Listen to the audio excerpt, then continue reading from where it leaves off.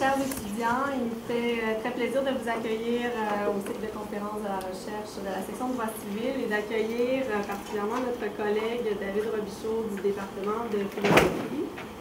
Le professeur Robichaud est professeur agrégé donc, du département de philosophie, directeur des études de premier cycle. Il est détenteur d'un doctorat en philosophie de l'Université de Montréal et de l'Université catholique de Louvain. Co-auteur d'un ouvrage « Penser les institutions, les défis contemporains de la philosophie politique » ainsi qu'un autre au titre très évocateur « La juste part, repenser les inégalités, la richesse et la fabrication des grille-pains ». Alors, c'est seulement pour ce titre que je l'ai invité.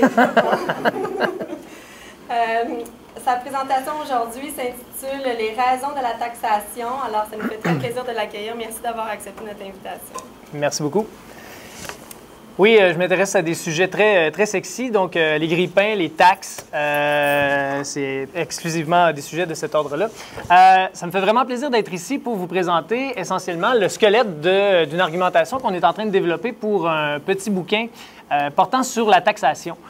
Les débats, en fait, entourant les théories de la justice, donc les questions de justice sociale, ont occupé un terrain immense dans la philosophie politique pendant les années 90 et 2000. On a essentiellement essayé de mettre de l'avant des théories de la justice qui étaient crédibles, qui étaient convaincantes, en fait, et de mettre en lumière les avantages ou l'importance, en fait, de la justice dans nos sociétés. On s'est évidemment intéressé à ces questions-là, mais moi et mon co-auteur, Patrick Turmel de l'Université Laval, on a un côté pragmatique, en fait, qui nous obligeait à penser les aspects plus, justement, pragmatiques de ces théories de la justice-là. Donc, non pas simplement d'arriver avec un idéal qui est cohérent, qui respecte certaines de nos intuitions les plus fortes, etc., mais aussi trouver des moyens de mettre en place, justement, des institutions qui permettent d'atteindre cet objectif-là d'idéal de justice. L'outil principal, en fait, l'outil auquel tout le monde pense lorsqu'on imagine les moyens dont on dispose pour mettre en place une théorie de la justice ou essayer d'atteindre un idéal de justice, c'est évidemment les institutions politiques et, au niveau économique, le système de taxation. Donc, essentiellement, on propose de taxer davantage les riches pour redistribuer davantage les pauvres, de différentes façons, à différents niveaux, etc. Ce qui est fascinant, en fait, c'est que très peu de philosophes ont accepté de se salir les mains et de, justement, aborder la question de la taxation d'un point de vue philosophique. Il y a évidemment énormément de littérature en économie qui traite sur les différents types de taxation, des études empiriques, des études comparatives qui permettent d'avoir une bonne idée justement de ce à quoi on peut s'attendre en implémentant ou en mettant de l'avant une politique fiscale particulière. Par contre, la justification de la taxation a été d'une certaine façon prise pour acquis. Donc, dans la littérature, on trouve des arguments essentiellement d'égalité chez les philosophes qui vont nous dire que la taxation, ça va de soi. Il faut taxer davantage les riches pour redistribuer aux pauvres, pour des raisons de justice, pour des raisons d'égalité, en raison des problèmes que peuvent causer les inégalités. Donc, on peut être convaincu dans l'abstrait, on peut être convaincu au niveau de la défense d'une théorie de la justice. Par contre, quand vient le temps d'aller d'aller cogner à la porte de quelqu'un qui a réussi économiquement et d'essayer de le convaincre qu'on a des arguments normatifs qui justifient de lui prendre une part de ses revenus pour les redistribuer à des personnes moins bien nanties, on sent qu'on n'a pas un argument très, très fort. On sent qu'on n'a pas beaucoup de chance, en fait, de convaincre cette personne-là, même si c'est une personne ouverte, de bonne foi et, justement, qui est prête à être engagée dans une réflexion rationnelle.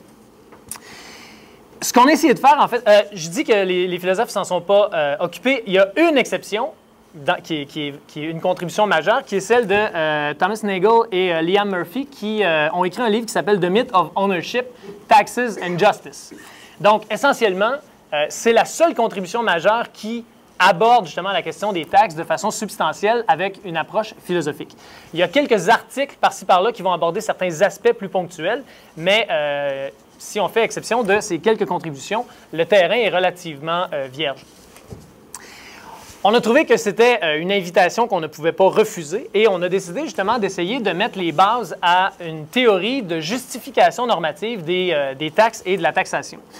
Donc, on a essentiellement identifié trois types d'arguments ou trois raisons de la taxation qui peuvent être mises de l'avant. Donc, quand je parle de raison, on parle vraiment avec une approche normative. Donc, c'est des justifications morales qu'on cherche et non pas des explications soit historiques ou politiques ou sociologiques. Donc, on cherche vraiment des raisons morales qui permettent de justifier certains types de taxation et d'être plus critique par rapport à certains autres types de taxation. Donc, on a identifié 3 raisons principalement, donc des raisons d'efficience, que je vais présenter plus tard, des raisons de liberté et des raisons d'égalité. Quand on aborde la question quand on aborde la littérature sur la taxation, en fait, les arguments les plus fréquents qu'on rencontre pour justifier la taxation, c'est des arguments d'efficience. Donc, si vous lisez, par exemple, Le Capital au 21e siècle de Piketty, les arguments qu'il met de l'avant sont essentiellement des arguments d'efficience. Pourquoi est-ce qu'on devrait avoir recours à la taxation? Parce que c'est le moyen le plus efficace de, d'une part, nous payer des biens collectifs, donc de nous payer des routes, des institutions militaires, un service de police, etc. Donc, on élimine des échecs de marché. Qu'est-ce que les économistes entendent par échec de marché? C'est essentiellement des problèmes qui se posent sur un marché qui vont empêcher certaines transactions qui seraient mutuellement avantageuses pour tous les parties impliquées. Ces échecs de marché-là vont empêcher ces échanges-là d'avoir lieu. Donc, par exemple, on pourrait penser à des coûts de transaction. Supposons qu'on se donne le projet de bâtir des routes nous-mêmes par un système de marché plutôt que de passer par le gouvernement. Il va falloir se rencontrer pour déterminer les tracés, il va falloir se rencontrer pour déterminer justement qui va avoir les contrats, qui va utiliser quel type de matériel, etc., etc., etc. Donc, énormément d'étapes qui nous séparent justement du moment où on va pouvoir célébrer justement la construction d'un kilomètre de route pavée. Le fait de passer par un seul employeur ou un seul créateur de ce système routier-là permet d'éliminer énormément de coûts de transaction et de rendre beaucoup plus efficace la construction de certaines infrastructures. Ça permet aussi de financer des biens qui ne pourraient pas être pensables autrement en utilisant simplement le marché en raison des problèmes d'action collective. Donc, si on se dit qu'on va financer un système de police, tout le monde ensemble, en essentiellement mettant un peu d'argent dans un chapeau, il y a malheureusement des incitatifs pervers, c'est-à-dire que vous savez très bien qu'à partir du moment où la majorité a payé sa part, vous ne serez pas exclu du service qui va être offert par les policiers si vous ne financez pas votre part. Donc, vous avez un intérêt individuel à ne pas fournir d'argent au financement de ces biens collectifs-là, dans la mesure où vous savez que dès que ce bien-là est créé, vous allez en bénéficier comme tous les autres. Donc, il y a des biens, en fait, comme l'armée, comme la purification de l'air ou de l'eau, comme la création de certaines sources d'énergie plus vertes, si on veut, créer des incitatifs pervers qui font en sorte, en fait, que les individus n'ont pas d'intérêt individuel à contribuer à la production de ces biens-là. Et on a donc besoin, d'une certaine façon, d'un mécanisme contraignant qui va mettre à profit tout le monde sous forme justement de taxation dans le cas qui nous est présenté ici. Donc, la taxation permet d'être plus efficace dans la production de certains biens collectifs. Elle permet aussi d'être plus efficace dans l'encouragement de certains comportements désirables et dans le découragement de certains comportements indésirables. Donc, par exemple, si on ne s'en remettait qu'au marché, le prix, par exemple, de se procurer un véhicule utilitaire sport très énergivore serait limité, en fait, au prix que vous avez à payer pour alimenter la bête, c'est-à-dire justement le prix à la pompe que vous payez pour l'essence. Il y a un coût qui n'est pas assumé quand vous adoptez des comportements comme celui-là, c'est le prix de la pollution, en fait, que vous imposez à la collectivité autour. Donc, évidemment, la raison pour laquelle on ne charge pas la pollution causée par les gens, c'est que ce serait excessivement coûteux d'arriver à le faire. Donc, de déterminer quelle est exactement la valeur en termes de pollution que vous venez de produire en tant qu'individu. Donc, il y a des externalités comme ça qu'on laisse être produites sans pouvoir nécessairement intervenir par des mécanismes de marché. Ce que les taxes permettent de faire, en fait, c'est d'intervenir de façon imparfaite, mais malgré tout d'intervenir de façon relativement efficace pour dissuader certains types de comportements. Donc, si on a justement des produits de consommation courante comme la cigarette, comme l'alcool, comme les boissons gazeuses, qui, ce n'est pas le cas encore, mais il me semble qu'il y a un terreau assez fertile dans ce domaine-là, si on veut diminuer la consommation de ces biens-là, on peut collectivement prendre la décision d'imposer des taxes qui vont permettre justement de dissuader la consommation de ces biens-là. Qu'est-ce qu'on peut faire avec l'argent qui est récolté, selon justement l'économiste Pigou, on appelle ça d'ailleurs des taxes pigoviennes, ce qu'on peut faire, c'est qu'on peut prendre cet argent-là et le redistribuer dans des domaines où on va essayer d'encourager des comportements plus bénéfiques. Donc, donner des crédits d'impôt sur l'achat de, par exemple, voitures électriques, de diminuer le prix de vente des fruits et légumes. On peut en fait encourager des comportements qui vont être collectivement bénéfiques et qui vont avoir justement comme conséquence de réduire certains coûts, soit sous forme de justement soins de santé ou autres. Les arguments d'efficience, en fait, sont bien connus. Les économistes en ont proposé des centaines qui sont tous excellents. Le problème avec les arguments d'efficience, en fait, c'est qu'à partir du moment où on souhaite avoir un système de taxation qui est redistributif, on est bloqué dans la mesure où on ne vend pas le beurre sur la base au prorata, en fait, du pouvoir d'achat de l'individu qui l'achète. Donc, quelqu'un pourrait demander pourquoi ça devrait être différent pour les routes ou pour l'armée. Donc, pourquoi, à partir du moment où chacun a payé une part identique de la création d'un bien, pourquoi est-ce qu'on demanderait davantage aux gens qui sont aisés, plus aux gens qui sont aisés qu'aux gens qui sont moins nantis, dans la mesure où, essentiellement, ce qu'on fait, c'est de se doter collectivement d'un bien. On a donc besoin d'un autre type d'argument pour être capable de justifier un système de taxation qui est un peu plus exigeant et un peu plus redistributif. Le deuxième type d'argument qui est présenté de temps en temps dans la littérature, c'est l'argument de liberté. En fait, on associe généralement la liberté, l'argument de liberté, en fait, comme étant un argument qui s'oppose à la taxation. Dans la littérature, en fait, les libertariens ont fait un travail exceptionnellement convaincant pour justement nous dissuader de la légitimité des systèmes de taxation exigeants. Essentiellement, ce qu'ils ont dit, c'est de dire que tout système de taxation qui exige d'un individu davantage que ce qui est dans son intérêt représente une violation à sa liberté. Donc, les libertariens ont dit, pour financer une armée, tout le monde va être d'accord, parce que tout le monde a intérêt à ce que, justement, sa liberté soit protégée. Pour financer un système de police, même chose, on est d'accord parce qu'il faut que la liberté soit protégée. Un système juridique minimal qui permet d'assurer le respect des droits, même chose, on est prêt en fait à taxer les individus parce que c'est dans leurs intérêts. Par contre, tout ce qui dépasse le financement justement de ces institutions minimales, d'un État minimal, doit être considéré comme étant une violation radicale de la liberté individuelle. Ce qu'on a fait, en fait, essentiellement, c'est qu'on a repris la justification de John Locke qui présentait les individus à l'état de nature comme étant parfaitement libres.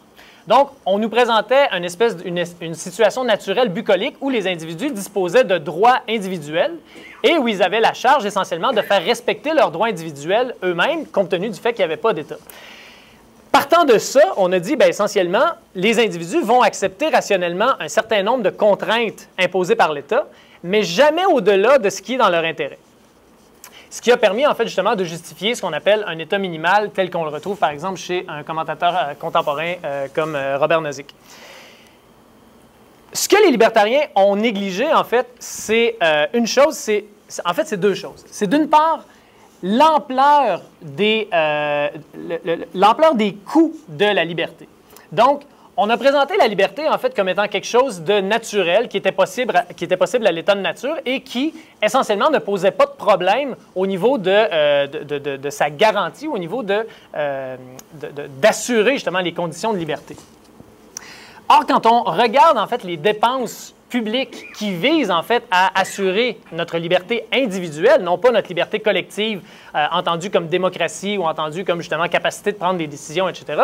Simplement notre liberté individuelle. Évidemment, on pense à l'armée, on pense à la police, on pense aux cours de justice, mais il faut penser aussi à un ensemble de mécanismes et d'institutions légales, le mécanisme de brevet, les cadastres, en fait, les pompiers qui vont essentiellement non pas simplement assurer le respect de la propriété, mais qui vont aussi protéger cette propriété-là des flammes ou d'autres, justement, problèmes qui pourraient les menacer.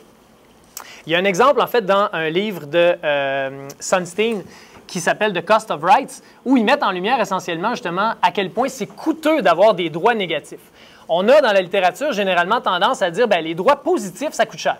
Les droits à l'éducation, les droits à la santé, les droits à l'emploi, c'est excessivement coûteux et ça, pour ces raisons-là, on peut hésiter en fait à garantir ces droits-là.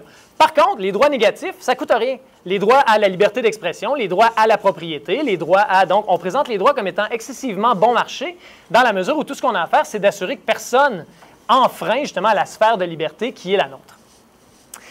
Quand on y réfléchit, en fait, on a une vision assez idyllique de la volonté des gens à respecter ces sphères de liberté-là. Donc, pour que la liberté soit réelle, pour que ce ne soit pas simplement une espèce d'idéal abstrait propre aux philosophes et à quelques personnes, disons, privilégiées qui habitent dans des communautés, dans des gated communities, dans des communautés fermées, il faut avoir un ensemble institutionnel excessivement riche et très complexe qui exige énormément de coûts. Donc, qui va imposer énormément de coûts à la population qui décide de se doter justement de cette liberté individuelle-là. À partir du moment où on a pris conscience justement de toutes les institutions qui sont nécessaires à garantir la liberté, la sphère de liberté individuelle, on se retrouve avec un État qui peut encore être dit minimal, mais qui est beaucoup moins minimal que ce que Nozick présentait avec simplement une armée, un service de police et un service juridique minimal. Donc, on ajoute toutes les dépenses liées au système judiciaire, tout le système pénal, tout le système. Donc, il y a énormément de dépenses dans cette... qui sont nécessaires pour rendre possible la liberté négative, qui est présentée par les libertariens comme allant de soi et comme étant très peu exigeante en termes justement de coûts ou d'organisation sociale. Il y a un autre élément que les libertariens ont négligé dans la question de la liberté, c'est que justement, il faut qu'il y ait une contribution non négligeable de la part de tous pour qu'on puisse parler de liberté individuelle.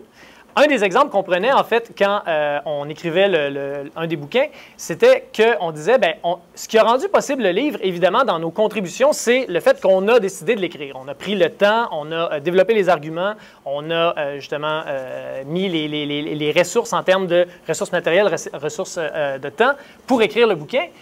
Mais ce livre-là n'aurait pas été pensable si chaque fois parce qu'en fait, on a écrit une part non négligeable du bouquin dans des cafés, et on a quitté, en fait, des yeux notre ordinateur à de multiples reprises. Chaque fois qu'on quittait la table pour aller soit prendre l'air ou chercher un café, quelqu'un aurait pu décider de se barrer avec notre ordinateur et la copie des derniers jours qui contenait justement l'essentiel du travail.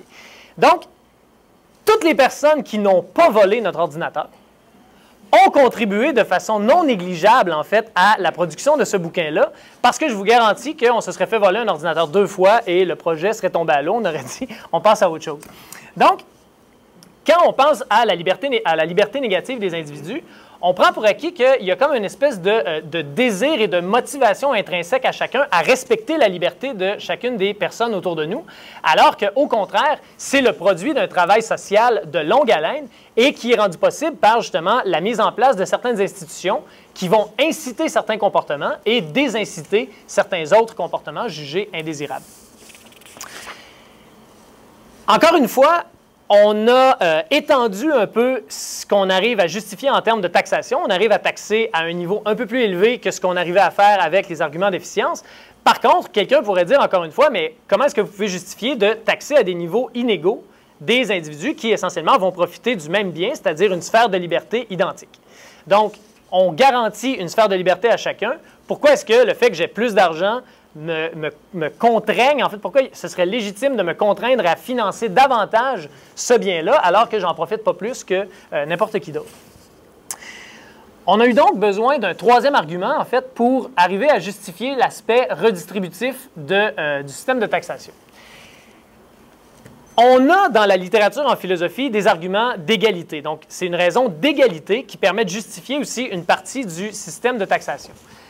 Le problème, en fait, avec la majeure partie des arguments qui sont présentés par des philosophes et qui visent à justifier la taxation, c'est qu'on nous présente une espèce d'idéal éthéré de la justice et de l'égalité. On nous dit l'égalité, c'est supérieur à l'inégalité. La justice est importante, c'est un principe, c'est une valeur fondamentale à nos sociétés. Et là, on nous dit, donc, on a une justification pour aller taxer davantage les plus riches. On n'a jamais été convaincu par cet argument-là. Évidemment, on est convaincu par l'importance de la justice, par la supériorité d'une certaine égalité à un certain niveau. Là où on était réticent, c'était de considérer que l'argument suffisait à justifier d'aller essentiellement, justement, prendre une part substantielle des ressources obtenus par les personnes les mieux nanties, les plus talentueuses, les plus travaillantes, ou etc., et de les redistribuer justement à des personnes moins bien nanties. Il nous semblait que ça nous prenait un argument plus convaincant pour arriver justement à convaincre des personnes qui vont essentiellement se retrouver du côté perdant du système de taxation, c'est-à-dire du côté de ceux qui vont financer une large part du système de taxation. Ce qu'on a décidé de faire, en fait, c'est de reprendre l'exemple des libertariens de leur individu sur une île. Donc, les libertariens nous proposaient, comme je vous disais tout à l'heure, suivant l'argument de John Locke, d'imaginer une personne seule sur une île. Et là, on nous disait, si, par exemple, cette personne-là est là depuis quelques années et qu'elle s'est construit une hutte, elle s'est construit un système d'irrigation, elle a capturé quelques animaux pour en faire l'élevage ou pour avoir des œufs ou peu importe, etc., imaginons quelques années par la suite que quelqu'un d'autre se présente sur l'île et que cette personne-là dise « je suis un percepteur d'impôts et vous avez un beau domaine, donc vous serez à partir de maintenant taxé à la hauteur de la valeur de votre domaine, qui est par exemple de quelque chose de raisonnable, quelques poules par année ou quelques… » Et là, la question que ces gens-là nous posent, c'est est-ce que ce serait légitime d'exiger de cette personne-là de payer une taxe à ce percepteur d'impôts-là? Et l'intuition qu'on a, et je pense qu'ils ont raison sur cette intuition-là, c'est qu'il n'y a pas de légitimité à exiger quoi que ce soit de cette personne-là. Tout ce qu'elle elle l'a créé par ses propres moyens, sans l'aide de qui que ce soit, et sans avoir recours à, justement, un quelconque soutien de la part d'une institution, d'un État ou de quoi que ce soit d'autre. Donc, si c'était la fin de l'histoire, les libertariens auraient raison. On pourrait dire, bon, en fait, tout ce qu'on peut faire avec la taxation, c'est d'avoir une espèce de taxation uniforme ou une taxation à la rigueur proportionnelle, mais rien qui ressemble à une taxation progressive. Le problème avec les libertariens, en fait, c'est justement qu'ils nous présentent l'île déserte et que, dans leurs exemples, on a des exemples tels qu'une personne qui est sur une île déserte et qui s'est créé un parc d'attractions. On a une personne sur une île déserte qui s'est dotée d'infrastructures quand même substantielles. Et ce qui rend l'exemple intéressant, c'est justement, d'une part, le fait qu'on présente cet individu, cette espèce de Robinson Crusoe, capable de créer des richesses substantielles.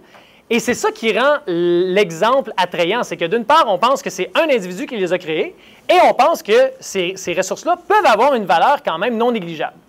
Ce qui nous permet par la suite de dire, bon, vous êtes d'accord avec Robinson Crusoe? Maintenant, parlons de Bill Gates. Parlons de Bill Gates. Bill Gates a fait essentiellement comme Robinson. En fait, il est parti dans son sous-sol sur un clavier d'ordinateur, a créé Windows et justement a créé une richesse qui est phénoménale. Comment peut-on justifier d'aller piger dans les poches de Bill Gates si vous n'êtes pas d'accord d'aller piger dans les poches de l'insulaire? Il nous semblait qu'il y avait trois grands oublis dans cette idée-là de l'insulaire, et c'est d'ailleurs l'exemple, c'est pour cette raison-là qu'on parle des grille-pains dans le sous-titre du bouquin. Ce qu'on a posé comme question, c'est est-ce que vous avez déjà essayé de construire un grille-pain? Ou est-ce que vous avez déjà essayé de vous faire un sandwich par vos propres moyens? Et là, évidemment, quand les gens ne sont pas au fait de l'argument, tout le monde dit oui, quand même. On a beau être juriste, on sait quand même se faire un sandwich. Donc, en fait, à partir du moment où on dit oui, OK, c'est beau, mais vous êtes capable de faire un sandwich avec du pain tranché, avec des tomates que vous avez achetées à l'épicerie, avec justement du bacon qui était déjà en sachet, etc. Est-ce que vous avez la moindre idée comment vous pouvez faire un pain? Et là, les problèmes commencent à s'accumuler. Donc, où trouver de la levure? Comment faire de la farine? Donc, on sait tous à peu près comment se fait du pain, mais si je vous laissais tous partir et que je vous demandais de me revenir avec un sandwich dans les plus brefs délais et que vous aviez à tout créer de vos propres mains, je pense que j'attendrais quelques mois, sinon quelques années avant d'avoir quelque chose comme un sandwich digne de ce nom. Et il nous semblait en fait que pour être capable de dire que le fait qu'un individu mérite sa richesse, pour être capable de comprendre qu'est-ce que ça pouvait vouloir dire de dire que Bill Gates mérite les milliards qu'il a accumulés grâce à la création de Windows, il fallait être capable d'identifier quelles sont les différences entre notre insulaire, qui n'est pas capable de se faire un sandwich, et Bill Gates, qui a été capable de créer Windows. Et il semblait y avoir trois éléments, en fait, qui permettent de commencer à avoir un minimum de compréhension de quelles sont les différences entre notre insulaire et Bill Gates. Le premier, en fait, c'est la présence du patrimoine matériel. Donc, on est tous venus au monde dans un contexte où on bénéficiait de matériel. Il y avait des fils, il y avait du bois d'œuvre, il y avait justement des ordinateurs, il y avait un paquet d'objets qui nous permettaient en fait de déjà commencer à créer de la richesse sur la base de ce que des générations avant nous et de ce que la génération présente ont été capables de nous transmettre. Donc, ils ont créé de la richesse et ils nous ont transmis cette richesse-là de façon à ce qu'on puisse s'en servir pour justement nous-mêmes ajouter notre petite contribution et poursuivre cette progression-là de création de richesse. Il y a le patrimoine immatériel, évidemment, donc toute la connaissance, qui a été créée par les générations passées, mais qui aussi nous a été rendue disponible par des bibliothèques, maintenant par Internet. Si vous voulez vous construire un grille-pain et que vous avez accès à Internet, vous vous mettez la tâche assez facile, dans la mesure où vous pouvez trouver un plan, commander vos matériaux et le construire dans à peu près l'équivalent de 2 jours ouvrables. Donc, disons, les étapes ont été facilitées de façon substantielle. Le troisième élément, en fait, qu'on oublie dans l'explication du mérite ou du succès que peuvent avoir certains individus, c'est ce qu'on a appelé le patrimoine normatif. Nos sociétés, en fait, sont saturées de normes. Depuis que j'ai commencé à parler, personne ne me dérange et m'empêche de procéder. Personne n'est en train de se raconter à haute voix, justement, qu'est-ce qu'il a fait dans son week-end ou peu importe. Il n'y a personne qui a décidé que c'était le moment de venir, je ne sais pas, laver les fenêtres. Donc, il y a un paquet de normes qu'on cesse de voir parce que, justement, on est des gens bien civilisés, on est des gens bien socialisés et on a ce que certains psychologues appellent, en fait, un certain conformisme normatif. Donc, si je vous présente une norme, vous allez la respecter, même si vous n'êtes pas sûr de la comprendre, même si vous n'êtes pas certain du bien fondé de la norme. Et il y a un paquet d'exemples très rigolos, en fait, sur YouTube que vous pouvez trouver où on met des affiches, par exemple, « Ne marchez pas ici » sur un trottoir à New York pendant des heures de grand achalandage. Et il n'y a personne qui marche sur le carré, même si, en fait, il n'y a aucune raison. On ne peut pas imaginer qu'il y a un trou en dessous, c'est juste un collant qui est mis et personne ne marche dessus. Donc, évidemment, c'est des exemples banals, mais si on vous mentionne une norme, si vous êtes à l'étranger et qu'on vous dit que les choses se font de telle façon, vous allez faire les choses de telle façon. Ça peut sembler banal, mais c'est excessivement important lorsque vient le temps, justement, de créer de la richesse collective. Donc, le fait que, justement, les gens respectent la propriété et qu'on ne me vole pas mon ordinateur permet, justement, l'accumulation de la richesse, permet de créer des biens qui vont nous permettre de, justement, accumuler davantage de richesse dans nos collectivités. Ce qu'il faut avoir en tête, en fait, quand on explique le succès individuel d'une personne, c'est que ce patrimoine normatif-là n'est pas neutre. Donc, le fait d'avoir, par exemple, des droits de propriété sur la transmission des biens, donc sur l'héritage, par exemple, va avoir un impact non négligeable sur l'espérance que vous pouvez avoir d'avoir du succès ou non sur le marché. Donc, on a notre candidat républicain favori aux États-Unis qui, pour expliquer son succès, nous expliquait en fait que la seule chose qui expliquait son succès, c'était son côté batailleur. C'est qu'il avait toujours gagné tous les combats dans lesquels il s'était engagé, ou en tout cas, il en avait gagné plus qu'il en avait perdu, et que c'était justement son côté discipliné, son côté travailleur, son côté acharné, etc., qui explique son succès. Il ne faut pas négliger qu'il a hérité de 100 millions de son père et qu'il a passé les 15 premières années de sa vie à faire des erreurs à l'intérieur de, justement, l'entreprise de son père, qui était un tycoon de l'immobilier, et accessoirement, il a fait fortune dans l'immobilier. Mais donc, on peut garder ça en tête. De l'autre côté, on a Warren Buffett qui expliquait son succès en disant que il vivait dans une société qui surpayait les gens qui avaient le talent que lui avait, c'est-à-dire une capacité pour calculer. Donc, il dit, si j'étais né au Burkina Faso, probablement que j'aurais de la misère à survivre parce que, justement, les capacités mathématiques sont très peu rémunérées. Mais dans la société dans laquelle pas je suis tombé, mais dans laquelle il s'avère que je vis, on rémunère de façon ridiculement généreuse le talent qui est le mien. Et c'est ce qui explique, justement, le fait que j'ai réussi dans la société où j'habite. Donc, il y a justement un certain biais en faveur de certains individus au niveau des talents qui sont les leurs. Mais en fait, ça ne s'arrête pas là. Si on veut expliquer le succès de certains individus, il faut regarder aussi la nature de certaines normes dont on s'est doté. Donc, un exemple qu'on utilise dans le bouquin, c'est justement la date de naissance des individus. On a observé, en fait, en regardant la date de naissance des joueurs de hockey professionnels, qu'il y a une surreprésentation des gens nés en de janvier, février et début mars. Donc, ça représente à peu près 40% des joueurs de hockey professionnels. Pourtant, le sport professionnel semble être une méritocratie pure. Il n'y a pas d'affaire de « mon beau-père est coach de l'équipe » ou « mon oncle est sur le conseil d'administration ». Si vous n'avez pas le talent, vous ne ferez pas l'équipe et un point, c'est tout. Comment expliquer en fait cette surreprésentation-là? Bien, il s'avère en fait que dans le hockey junior, les cohortes sont déterminées par votre date de fête. Il faut être né en fait entre le 1er janvier d'une année et le 31 décembre 2 ans plus tard. Donc, si vous êtes né le 1er janvier, vous êtes condamné à être la personne la plus vieille de votre équipe. Qu'est-ce que ça change d'être la plus vieille, en fait? Vous allez pouvoir conduire avant les autres, mais bon. En fait, à l'adolescence, là où tout se joue, les quelques jours ou quelques mois que vous aurez de plus que les autres peuvent avoir un impact non négligeable sur votre masse et sur votre taille. Donc, si vous êtes plus grand et plus gros, vous risquez d'avoir davantage de succès et d'attirer l'attention des recruteurs davantage que des petits joueurs. Donc, je suis né le 28 décembre. Ça explique dans le détail qu'est-ce que je fais ici plutôt que d'être en train de me préparer pour une longue et éreintante saison. Donc, en fait, on arrive à expliquer qu'à l'âge de 14 ans, quelques pouces de plus vont vous donner un certain avantage. Et cet avantage-là va être cumulatif. Parce que la première année, la seule raison qui explique votre place en équipe d'élite, c'est votre taille.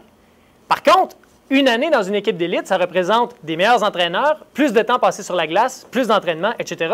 Donc, la deuxième année, vous n'êtes pas seulement plus grand, vous êtes devenu meilleur que ceux avec qui vous compétitionnez la première année, etc., etc., etc.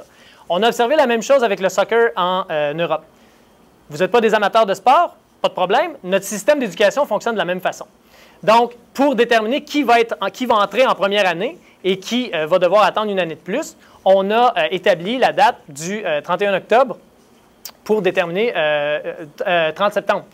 Pour déterminer justement dans quelle année vous allez être. Ma fille est née fin septembre, donc on va pouvoir partager à quel point c'est triste pour elle d'être cruche à l'école et pour moi de ne pas pouvoir jouer au hockey. Mais en fait, donc, on a identifié des disparités qui vont en moyenne, qui sont de l'ordre de 13 % entre les étudiants les plus jeunes et les étudiants les plus vieux d'une même cohorte. Donc, évidemment, ça va se répercuter éventuellement par l'accès à des écoles d'élite, par l'accès à des universités d'élite, par l'accès, etc.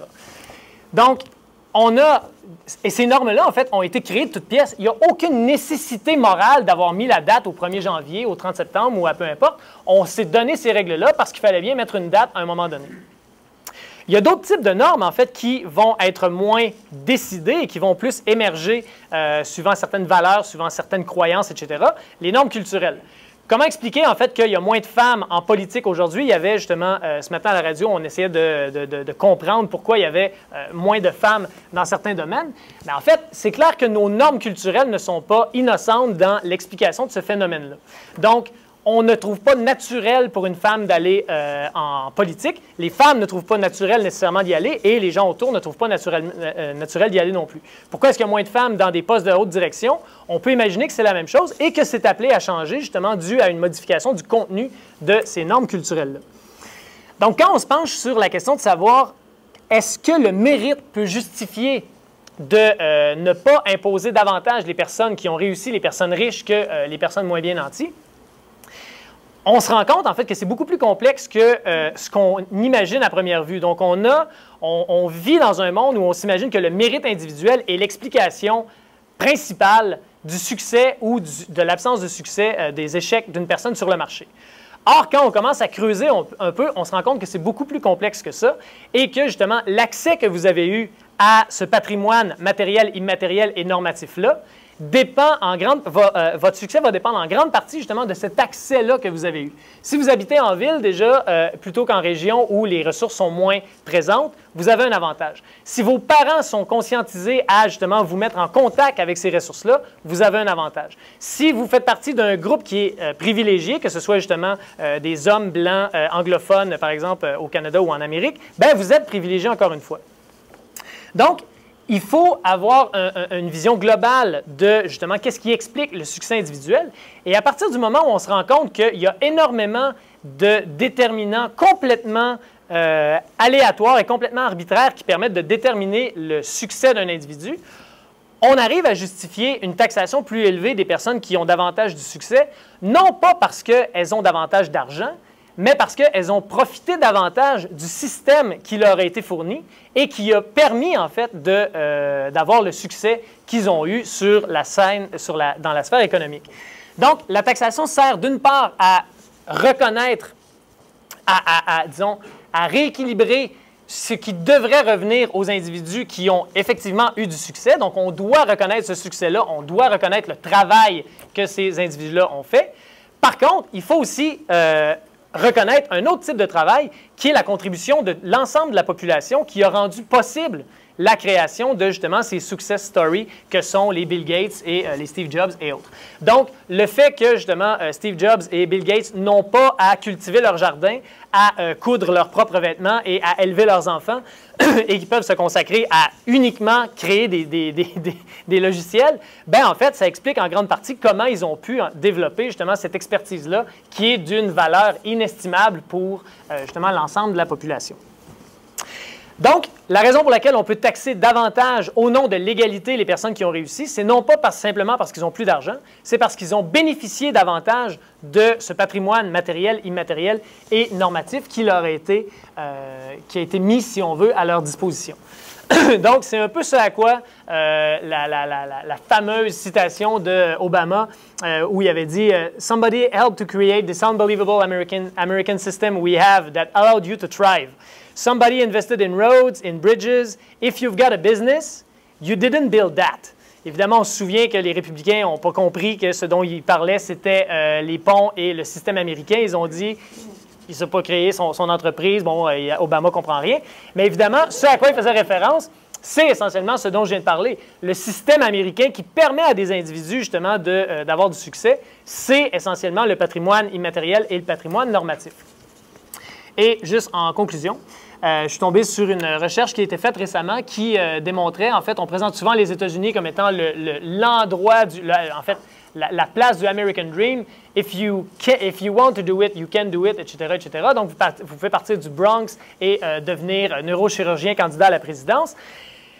Par contre, les chiffres démentent ces choses-là. Ce qu'on a remarqué, en fait, récemment, c'est que vous avez autant de chances de faire partie du 16% le plus riche si vous êtes un drop-out qui provient d'une famille riche que si vous êtes un étudiant d'exception qui provient d'une famille pauvre.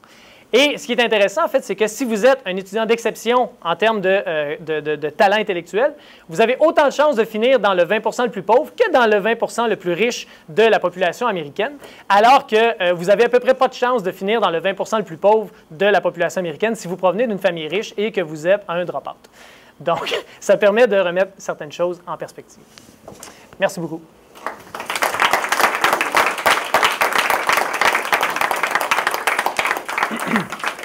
Merci beaucoup pour cette démonstration intéressante et convaincante, à mon avis. Alors, je ne sais pas s'il y a déjà des questions. Oui, monsieur? C'est intéressant la perspective philosophique. Mais qu'en est-il des théories qu'on a utilisées depuis belle lurette? Par exemple, la théorie du sacrifice, la théorie de la capacité de payer et tout ça pour justifier justement la progressivité dans les taux d'impôt? En fait, c'est des arguments qui vont venir complémenter d'une certaine façon ce type d'argument-là. Par contre, la théorie, tous les arguments justement l'économie du partage, la théorie du sacrifice, c'est des théories qui semblent être, ou c'est des arguments plutôt, qui semblent être relativement faibles pour convaincre des personnes concrètes, en fait, qui vont avoir à assumer une charge fiscale plus importante que d'autres. Il me semblait qu'on avait besoin de quelque chose comme une vision un peu plus globale de qu'est-ce que c'est que la production de la richesse dans nos sociétés. On a tendance, en fait, justement, à remettre sur les épaules de nos individus les plus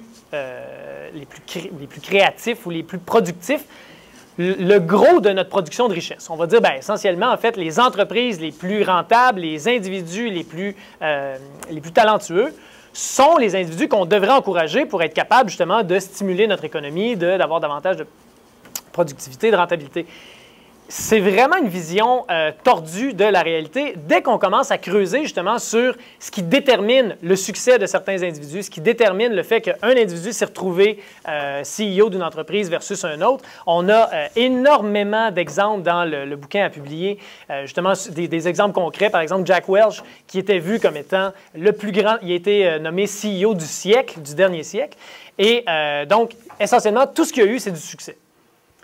On avait identifié son dauphin qui était vu comme étant encore plus brillant que Jack Welch et les entreprises se le sont arrachées. On lui a signé un bonus de signature de 200 millions et un salaire de 40 millions annuellement. Il a fait faire faillite à 2 entreprises dans l'espace de 3 ans. Donc, on a tendance à imaginer que justement le talent, la capacité, l'espèce de pedigree, donc diplômé des meilleures institutions, etc., formé dans les meilleures écoles, formé sous le grand gourou, etc., que c'est une garantie de succès, etc. Ce n'est pas le cas. Il y a énormément de variables qui exigent d'être prises en compte pour expliquer le succès. Et c'est pour ça qu'on a pris cette espèce de vision-là plus sociale pour essayer de démontrer que la production de la richesse et la distribution de la richesse, c'est pas vrai que c'est un no-brainer. C'est pas vrai qu'à partir du moment où on sait qui a produit quoi, ben, on n'a pas besoin de se demander comment on devrait distribuer la richesse. C'est lui qui l'a créé, donc tout lui revient et il a droit essentiellement à tout ce qu'il a créé. Il y a beaucoup de variables qui sont des variables collectives, sociales, justement, qui permettent de, disons, reconsidérer ce qui a permis la production de cette richesse-là et de redistribuer une partie de cette production-là. Donc, évidemment, ça ne veut pas dire qu'on va aller cogner à la porte de Frank Stronach et de lui dire « Désolé, mais ton salaire de 60 millions pendant quelques années, on va te l'amputer de moitié parce qu'on vient d'avoir une nouvelle vision de la création de richesse. » Donc, je ne pense pas qu'il va être convaincu. Par contre, ça semble être un argument qui est plus convaincant. Donc, pour justement être capable de démontrer qu'une personne rationnelle devrait au moins reconnaître la validité de cet argument-là, c'est déjà un pas dans la bonne direction. Et ce qu'on essaie de faire, en fait, ce n'est pas de dire que les entreprises devraient arrêter de payer leur CEO, justement, à hauteur de plusieurs millions par année. C'est simplement de justifier qu'en tant que collectivité, en tant que société, si on décide de taxer à 80 % les salaires qui dépassent 1 million par année, bien, on ne souffre pas d'un manque de légitimité pour y arriver. D'ailleurs, c'était le cas dans les années 80, donc on avait un taux marginal supérieur en haut de 80 % et des études récentes, justement, de Piketty, entre autres, démontrent qu'il n'y aurait pas de problème au niveau de la croissance économique si on remettait en place, justement, des structures fiscales telles que celles qu'on avait dans les années 60-70. Donc, et d'ailleurs, en fait, il dit que ça mettrait probablement un terme à la flambée des salaires parce que la raison pour laquelle il n'y avait pas de flambée des salaires à l'époque, c'est que si vous savez que vous êtes taxé à 85 % passé 1 million, bien, vous ne vous battrez pas bec et ongle pour avoir 1 million de plus en salaire. Vous allez être satisfait de justement ce qu'on vous a offert. Alors que maintenant, avec la structure actuelle, bien, vous avez toujours intérêt, en fait, à faire exploser la banque. Donc, les arguments, justement, de sacrifice vont permettre de, justement, ajouter une couche supplémentaire au niveau de certains types de politiques fiscales ou au niveau de certains programmes qui vont être financés à partir du système de taxation. Par contre, le gros du système de taxation doit avoir une espèce de justification plus riche, plus globale, plus, disons, exhaustive lorsque vient le temps justement de penser à qu'est-ce qu'on va financer avec quel type de prélèvements fiscaux. Mais je ne pense pas qu'on doit faire l'économie justement de ces arguments-là. Merci. Oui, madame? Les arguments que tu présentes parlent beaucoup de l'aspect personnel, de l'individu. Ouais. Qu'en est-il de l'aspect corporatif? Corporation, personnel versus impôt des corporations. Oui, bonne question. En fait, je pense que ce genre de questions-là, c'est précisément la raison pour laquelle les philosophes ont laissé de côté et n'ont pas touché avec un bâton les questions fiscales. C'est d'une complexité complètement hallucinante. Et pour l'instant, ce que je dirais, en fait, c'est que je traiterai les corporations exactement sur le même pied que les individus lorsque vient le temps d'essayer de déterminer quel est le niveau de taxation qui est possible. Essentiellement, ce qu'on essaie de justifier, c'est un taux de taxation qui est aussi élevé que possible sans avoir d'impact négatif outre mesure au niveau économique. Parce qu'évidemment, il y a des philosophes qui ont proposé des structures fiscales qui, essentiellement, nous coûteraient le 3/4 de notre PIB. Et bien, il y a quand même quelque chose de chouette à avoir un PIB élevé, c'est que ça nous fait plus de ressources sur lesquelles, justement, imposer des taxes. Donc, être capable d'avoir une idée une justification morale qui permet de justifier des taxes qui sont aussi élevées que possible sans qu'on commence à avoir un impact négatif au niveau de la motivation, si on veut, à créer de la richesse. Et évidemment, c'est un argument qui revient, qui est omniprésent, l'idée que si on nous taxe davantage, on va soit se barrer aux États-Unis ou on va travailler moins. Je doute en fait que quand vous êtes rendu justement à certains niveaux, la motivation vient vraiment du fait que vous gagnez 16 millions ou 19 millions ou 30 millions. Je pense que à 6 millions, vous auriez fait exactement le même travail dans la mesure où les salaires deviennent comparatifs.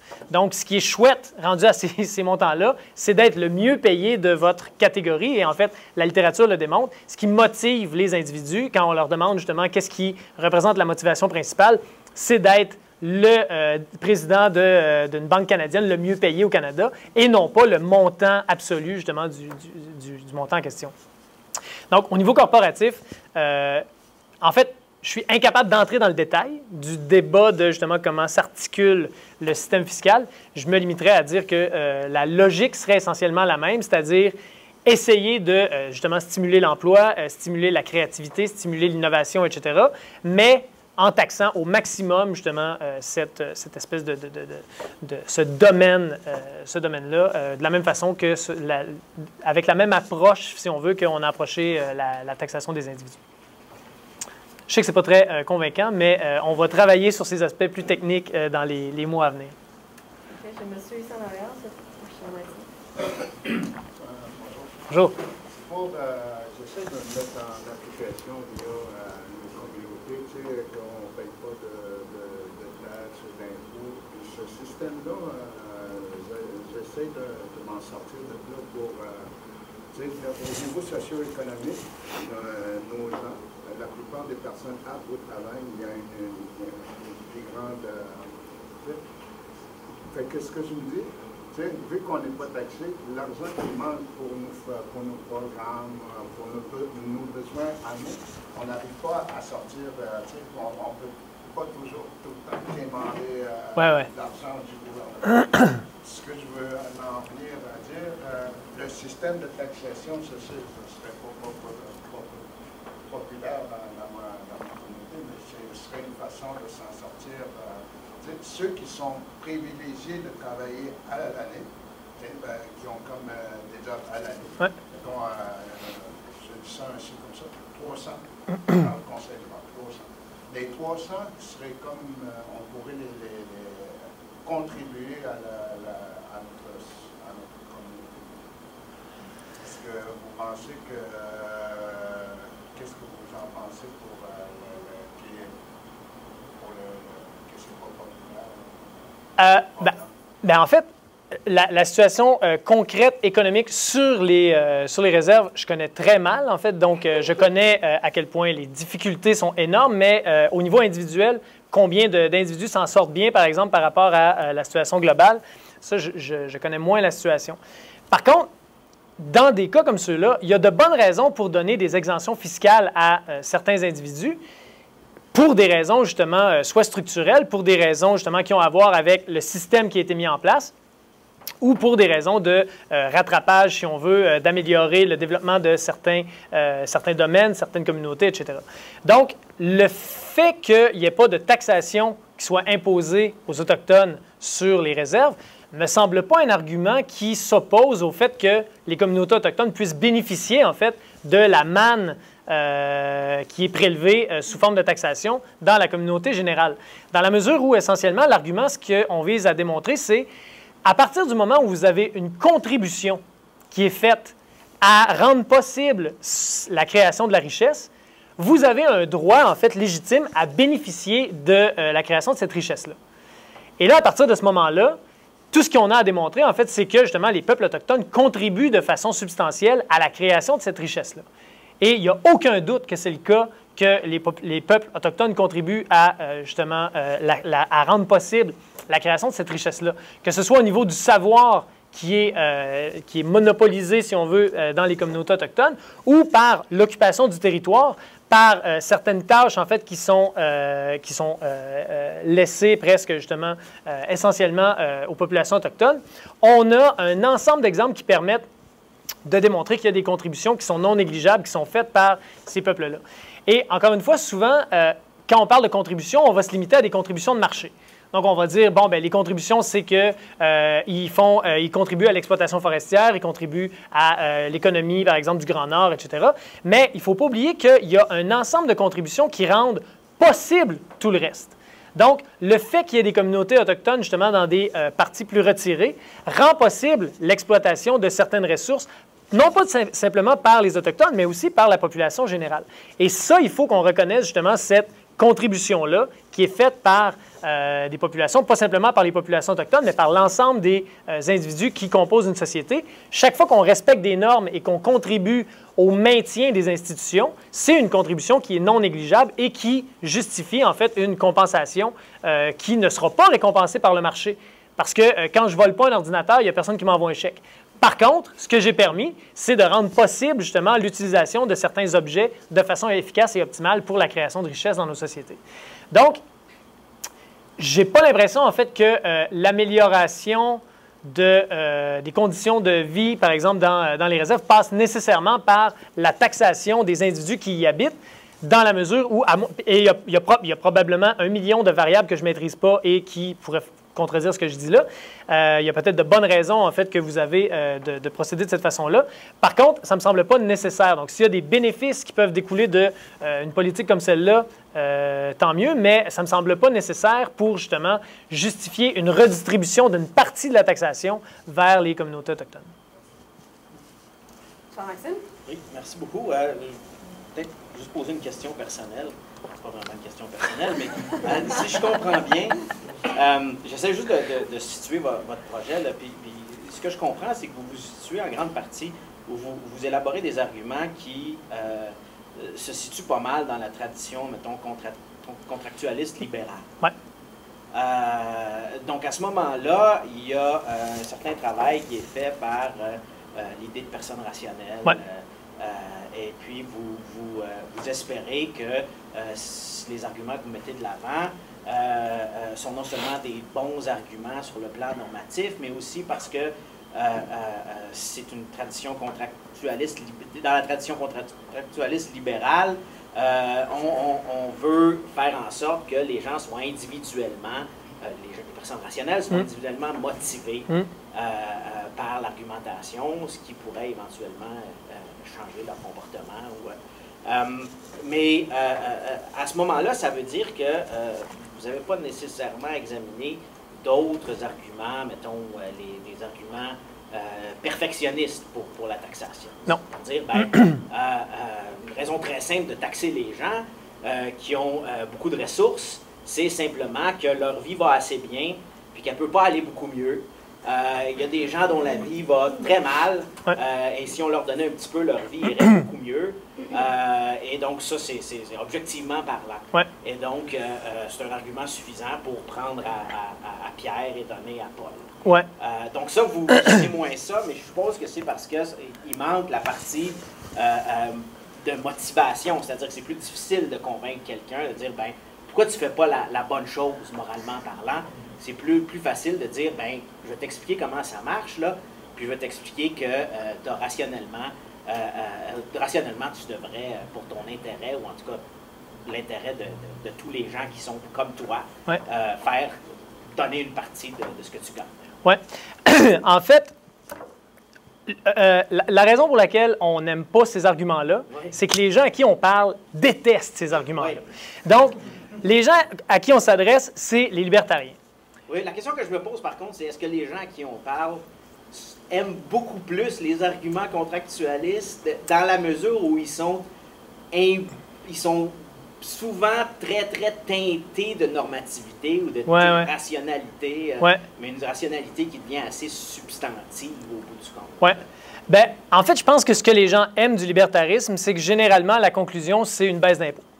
Et en fait, et on le voit dans la plupart des débats, c'est des reprises d'arguments libertariens à deux scènes qui sont mis de l'avant en disant essentiellement M. Bolduc mérite son travail, mérite l'argent de son travail, il travaille à la shop, il rentre tous les matins depuis 30 ans.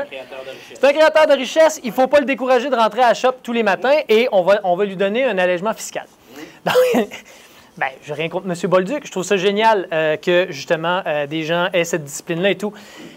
Là où il y a un problème, en fait, c'est d'aller dire justement à M. Bolduc, vous avez un salaire qui est non négligeable, mais en fait, on est prêt à diminuer votre bonheur un peu pour améliorer le bonheur de M. X, justement, de façon substantielle. C'est que, même pour un libéral, en fait, même pour pas simplement les libertariens, ça prend un argument, en fait, pour être capable de procéder à cette redistribution-là. Donc, on n'a pas ce que John Rawls avait critiqué, une des critiques célèbres qu'il avait faites à l'utilitarisme, c'est de dire qu'il ne considérait pas la séparation des personnes. On considérait une collectivité et essentiellement prendre à un individu pour redistribuer à un autre, si ça faisait augmenter le bonheur global, c'est une bonne chose. Et ce que lui disait, c'est on ne peut pas faire ça. C'est des individus qui ont un droit légitime à une portion de leurs revenus. En tout cas, il faut le démontrer. Il faut démontrer qu'ils ont ou qu'ils n'ont pas justement un droit légitime à ce bien-là. Ce que nous, on a fait, par contre, c'est qu'on a, d'une certaine façon, spiné l'argument pour pouvoir l'utiliser dans un cadre contractualiste. Il y a un économiste américain, en fait, Robert Frank, qui a travaillé sur les questions d'inégalité.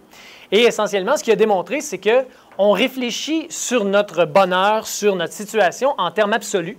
Donc, on va dire la raison pour laquelle je suis content d'avoir plus d'argent ou je suis prêt à travailler plus pour avoir plus d'argent, c'est pour avoir davantage de ressources et pouvoir m'offrir une voiture, une maison, etc. Le problème, en fait, c'est qu'on n'arrive pas à prédire le bonheur d'un individu par sa situation absolue. Ce qui permet de le faire, par exemple, c'est sa situation relative. Et donc, avis à tous qui, je sais que Christian cherche à s'acheter une maison, donc je vais te donner un truc si tu veux être heureux avec ta jeune famille. Si tu as le choix entre acheter la plus petite maison dans un quartier cossu et être justement entouré de gens qui font davantage que toi, ou acheter la plus grosse maison dans un quartier modeste, même si la maison dans le quartier modeste est un peu plus petite que celle que tu aurais pu avoir dans un quartier cossu, si tout ce qui t'intéresse, c'est le bonheur et non pas la quantité d'espace dont tu disposes, va pour le quartier modeste. Et en fait, les études ont été faites. Il a écrit un livre qui s'appelle « Choosing the Right Pond » et essentiellement, c'est ça la logique, c'est de dire les individus ont souvent le réflexe d'aller au maximum de ce qu'ils peuvent se payer et encore un petit peu plus en s'endettant jusqu'à la gorge, ce qui fait en sorte, en fait, qu'on a énormément d'individus qui habitent dans des quartiers qui n'ont pas les moyens de se permettre, entourés de gens qui, eux, ont les moyens d'habiter là, et ils vivent une vie de misère parce qu'au-delà du fait de vivre dans un quartier riche, vous avez toujours la voiture la moins chouette, vous avez toujours les vacances les plus dolles, vous avez toujours vos enfants fréquentent les écoles les moins prestigieuses, etc., etc., etc., etc. Donc, même si on parle justement en termes absolus d'une maison qui a les mêmes caractéristiques que celle qui vous entoure, etc., vous allez avoir un impact négatif sur votre bonheur si justement vous optez pour des propriétés comme celle-là. On a un débat sur la rationalité, par contre, parce que quelqu'un qui pourrait dire, ben, cette attitude-là de dire, ben, moi, je suis pas content parce que mes voisins ont une plus grosse voiture que moi, et moi, je pourrais dire, ben, c'est rationnel, je veux dire, regarde ce que tu as, puis arrête de te tracasser avec ce que les autres ont. Et puis, c'est ce que beaucoup de philosophes de la morale disent. Ils disent, ben, c'est pas l'égalité qui compte. C'est ce que tu as. Je veux dire, c'est pas Harry Frankfurt qui vient de publier un livre là-dessus qui dit, ben, c'est inapproprié, irrationnel. C'est pas une bonne réflexion morale de dire, ma vie va mal parce que les autres à côté de moi ont plus que moi. Dans le fond, je devrais juste regarder ce que j'ai, puis voir si ma vie va bien de façon, disons, objective. Donc, ce débat-là, en fait, la seule chose que je vais terminer avec ça, ce qui m'inquiète, c'est le mélange entre le normatif puis le social ou l'explication sociologique. Puis je comprends très bien la motivation qui est de dire, ben, on veut faire des arguments qui ont une certaine prise morale, normative, puis en même temps, on ne veut pas être complètement impertinent puis dire, ben, vous devriez donner votre argent parce que c'est bien. Vous êtes gentil, c'est bien. C'est juste ça que vous devriez faire. C'est ça. Ça ferait un traité de 3 pages, en fait. C'est ça. Mais en fait, c'est ça. Évidemment, je n'ai pas pu le rendre explicite dans la présentation, mais la préoccupation que tu as, c'est la préoccupation qu'on a aussi. Il y a énormément de recherches en sciences sociales qui interviennent dans le bouquin, justement pour être capable de faire prendre conscience à des individus de certains caractère irrationnel de leur comportement. Par contre, quand Frankfurt dit c'est irrationnel de ne pas se contenter de ce qu'on a, il stretch le concept de rationalité un peu. Nous, le concept de rationalité qu'on utilise, c'est employer le meilleur moyen pour obtenir l'objectif, pour atteindre l'objectif que tu t'es fixé. Voilà. Donc, un objectif ne peut pas être irrationnel. Si je décide de faire des études en philo pour devenir neurochirurgien, l'erreur de rationalité que j'ai faite, c'est d'entrer en philo pour être neurochirurgien. C'est pas de devenir neurochirurgien. Donc, quelqu'un qui dirait, mon objectif, c'est de vivre dans le quartier le plus cossu de Toronto, on ne peut pas remettre ça en question, même si c'est quelqu'un qui n'a pas les compétences, même si c'est quelqu'un qui n'aura jamais le salaire pour y vivre. Par contre, ce qu'on peut mettre en évidence, c'est quels sont les processus psychologiques qui t'ont amené à valoriser autant cette espèce de vache sacrée, en fait, qui est ce quartier-là. C'est la beauté, je suppose, des positions plus libérales. En même temps, les perfectionnistes diraient, on n'est pas d'accord. Oui. Mais, Voilà. mais en fait, les perfectionnistes, généralement, sont capables de convaincre ceux qui sont déjà convaincus. Donc, c'est des... Non, mais, puis sans vouloir le présenter comme une boutade, mais c'est des positions excessivement exigeantes Ouais.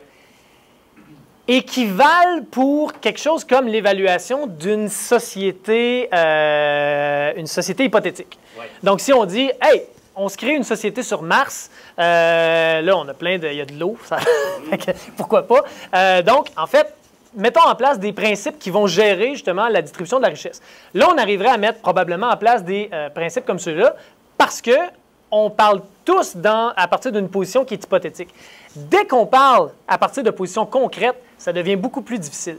Et souvent, on a l'impression en fait qu'il n'y a que les riches qui s'opposent justement à une redistribution plus généreuse. C'est vraiment pas le cas. Je ne sais pas si vous avez vu, il y a un bouquin qui s'appelle « What's Wrong with Kansas » qui est écrit par Thomas Frank. Les deux conclusions, c'est épouvantable.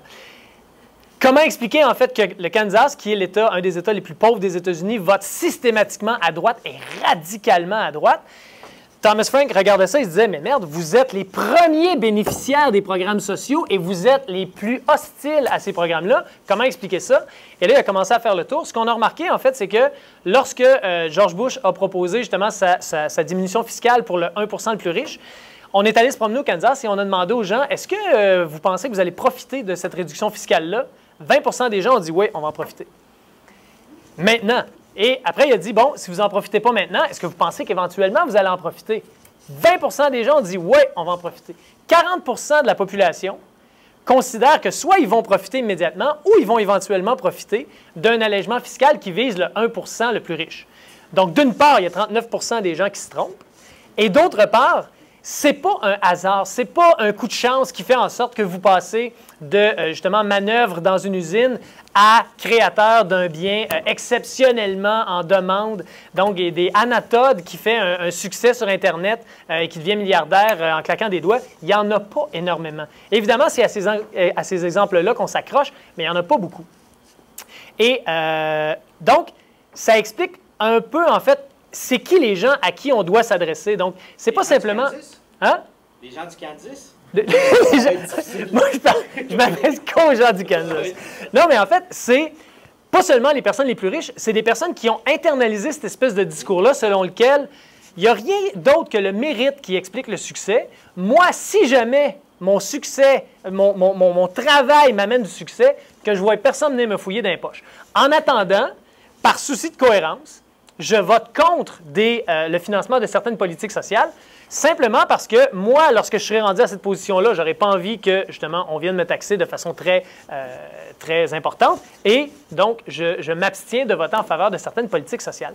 Et c'est un peu à tous ces gens-là, en fait, à qui on s'adresse lorsque on met en évidence, justement, le problème d'être heureux lorsque vous êtes le plus pauvre dans un quartier, le problème de la satisfaction très éphémère lorsque, justement, vous consommez certains biens de consommation. Si votre objectif est d'être heureux, bien, en fait, il y a des choses à ne pas faire. Et une de ces choses-là, c'est d'acheter la plus grosse maison possible.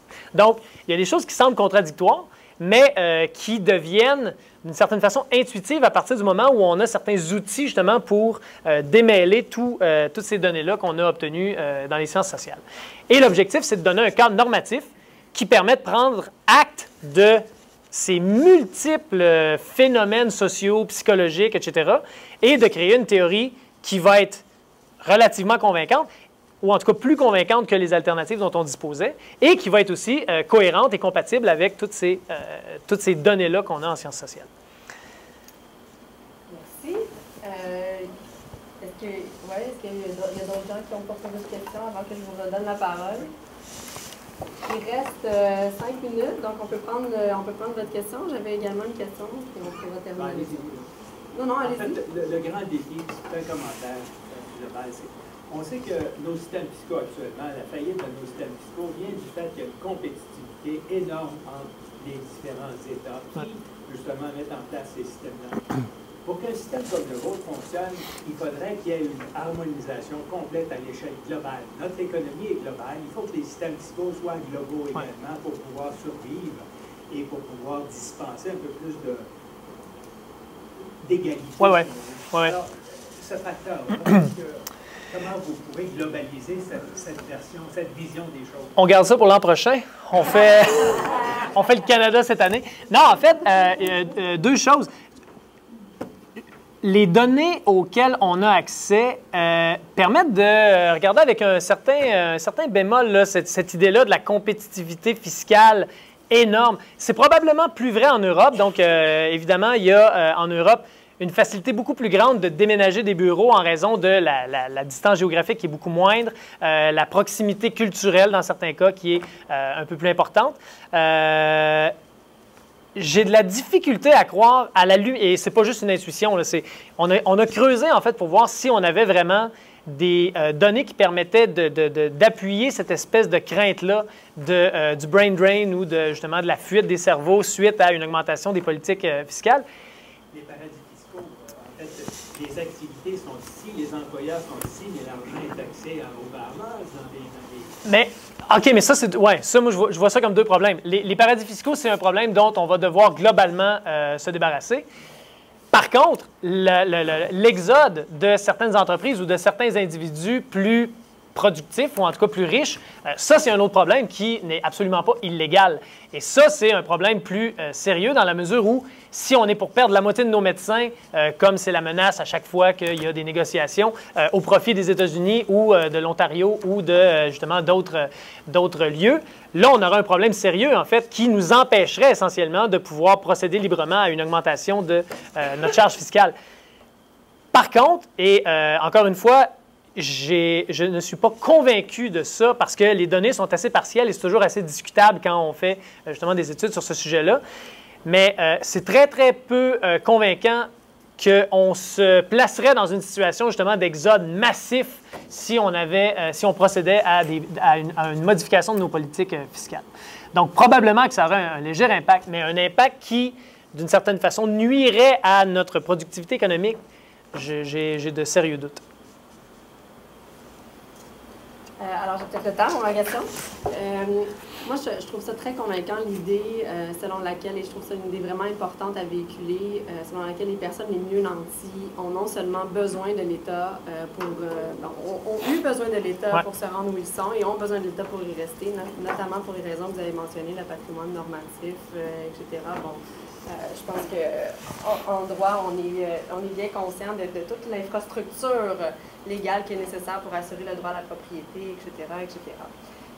Maintenant, je me demandais si ce modèle-là votre modèle sous-entend également une remise en question du modèle de l'être humain qui est souvent véhiculé dans le modèle libertarien. Donc, cet individu autonome, égoïste, calculateur, versus un modèle de l'être humain où on serait plus vulnérable, plus interdépendant, etc. Donc, je ne sais pas si vous avez aussi développé cet aspect-là sur lequel pourrait s'asseoir l'argumentaire. C'est une très bonne question parce qu'en fait, on est assis entre deux chaises. Donc, ce qu'on essaie de faire, c'est de garder le modèle des libertariens, de l'individu autonome, rationnel, justement égoïste, intéressé à ses propres intérêts, finalement, tout en le replaçant dans justement un contexte où on met en évidence l'interdépendance et la nécessité de la collectivité.